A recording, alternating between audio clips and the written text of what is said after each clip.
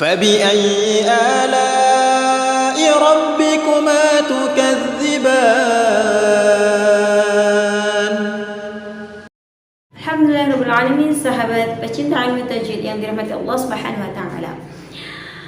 Masih dalam pembahasan tata cara melafalkan huruf hijaiyah, yakni dalam bahasa Arab disebut dengan makharijul huruf. Sebelum kita melafalkan, sebelum kita mengucapkan huruf-huruf hijaiyah, alangkah baiknya kita mengetahui tempat atau tata letak pelafalannya. Kali ini kita akan masuk kepada huruf nun, di mana huruf nun keluar melalui ujung lidah mengenai gusi gigi seri atas. Berbeda dengan lam. Jika lam yang pernah kita bahas pada pembahasan sebelumnya, yaitu pada bagian tepi, tepat pada bagian tepi lidah yang depan. Kali ini adalah nun dikeluarkan melalui ujung lidah. Ujung lidah masuk kepada dagingnya, yaitu ujung pada punggung lidah mengenai gusi gigi seri atas. Na, ni, nu. Itulah tempat keluarnya huruf nun. Sekali lagi diulangi, nun keluar melalui ujung lidah bagian punggung mengenai gusi gigi seri atas. Adapun tata cara pelafalannya, yang pertama yaitu nun dilafazkan secara jelas dengan suara yang dijelaskan tanpa diiringi oleh nafas. Contoh, na, ni, nu. Contoh huruf nun yang beriringan dengan suara nafas atau suara yang dicampurkan dengan nafas, yaitu nah atau na. Di situ terdapat suara yang dicampur dengan nafas. Sedangkan cara melafalkan atau mengucapkan huruf nun yang benar secara tepat yaitu tidak dengan bercampur nafas, yaitu suara murni, suara bersih, suara jernih dan jelas. Na, ni, nu.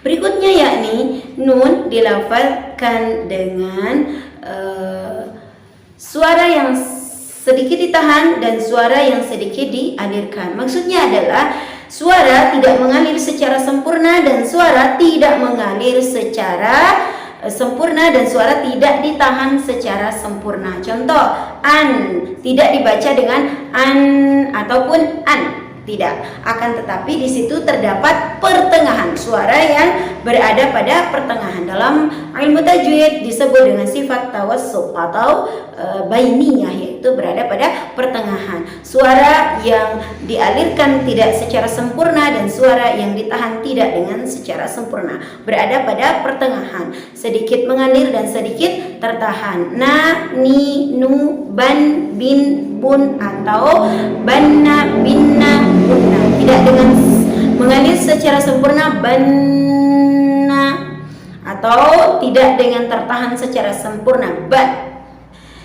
Itu adalah pelafalan yang salah. Berikutnya adalah nun dilafadzkan dengan suara yang tipis saja, tanpa harus menaikkan lidah ke atas langit-langit atau tanpa harus menggumpalkan suara sehingga nun tidak terdengar secara tebal dan penuh. Contoh, tidak, itu adalah pelafalan nun yang salah.